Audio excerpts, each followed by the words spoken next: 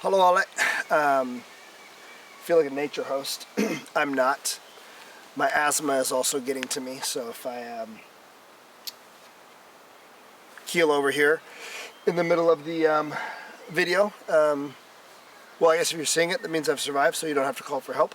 But I'm here in Trondheim, in western Norway, in Trøndelag, and Trondheim was a central port of entry and exit for the Nazis during the Second World War.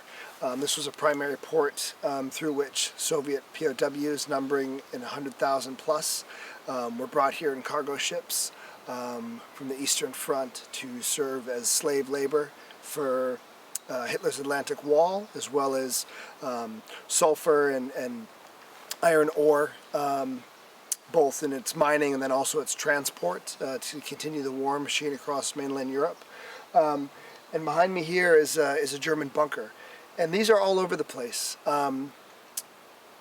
Hitler believed that Norway was one of the essential theaters of the war, and had at its peak over 400,000 Wehrmacht here, anticipating an Allied invasion of Norway. That never came. But this bunker here was almost certainly built by German slave labor, be it Soviet, Yugoslavian, Polish, Lithuanian, and these workers were killed in the thousands, depending on the group. Anywhere from 13 to 30% of various ethnic groups were killed through exterminationist labor, yeah, there's no way of knowing if anyone died while building this particular structure, but most certainly people were worked to death in building the structures all along the coast here in Trondheim. And after the war, there was a great desire to destroy so many of these structures, which have scarred the landscape, and also in many ways fueled the post-war urbanization of Norway. So much of arable land was converted and industrialized because of the war effort, and in many ways kicked off the post-war industrialization of Norway. And so it's a really interesting and nuanced and complex history, but one of the things that the Norwegians found, they didn't have the operational capacity to destroy these structures. They were so well built and there were so many of them, it was simply impossible to blow them all up, to destroy them. And so some of them have been repurposed. Down below there is a bunker which has been converted into a community sauna. In the harbor, two of the submarine hangars, Dora 1 and Dora 2, have been converted to shopping centers, bowling, restaurants, cafes, all sorts of things. They couldn't be destroyed. And so there's a big question about what to keep and what to repurpose. And you can see here this has not been repurposed at all. But it's a really interesting question around what to do with the infrastructure that remains from war. What to memorialize and what is the best way to honor the memory of a particular event. I remember going down to New Orleans to the Whitney plantation. And what was interesting to me is that, and it's some of what I feel here and I felt in when I was visiting northern France in the fields of the First World War, the curated spaces of history where memory is constructed in a particular way in an attempt to give a viewer an entryway into an authentic past, has never been able to construct in me any feeling of, I'm sorry, part of my brain is thinking in Norwegian right now, so I'm having a hard time thinking of the English words.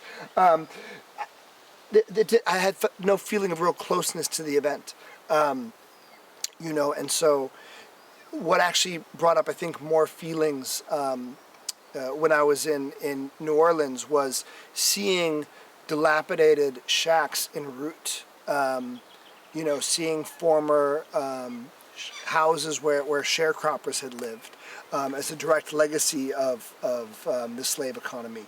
And I think that struck me a great deal more than the Whitney plantation itself, with its even though many of those buildings are the buildings that were used, they're also very much curated to give a sense of authenticity. And I think in that way there is some sense of I don't want to say erasure because it's not that, it's very present, but there is a sense of a memory has been cleansed. And I think what's interesting about this bunker behind me is that I feel the weight of its presence in its dilapidated state, in its overgrown state, far more than I feel when I have been to various places around Norway, including torture sites where you have behind glass mannequins that are supposed to represent the people that would have been tortured or have done the torturing. I think in those instances there's something that feels, in its reach for authenticity, feels very cheap. And in some ways feels to me, and this is not even necessarily a critique of that attempt, perhaps it is, I'm not sure, but it's more or less, I think, a reflection on what I feel when I visit these places, when I see these things, and a question of how is the essence of an event, if that's what memory and memorialization is trying to do, how is an event best captured?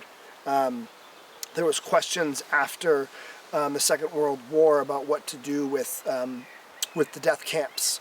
In particular Auschwitz, which was standing intact, but was not converted in any official way until I believe the 80s. But there was a question around at what point in time does the location freeze?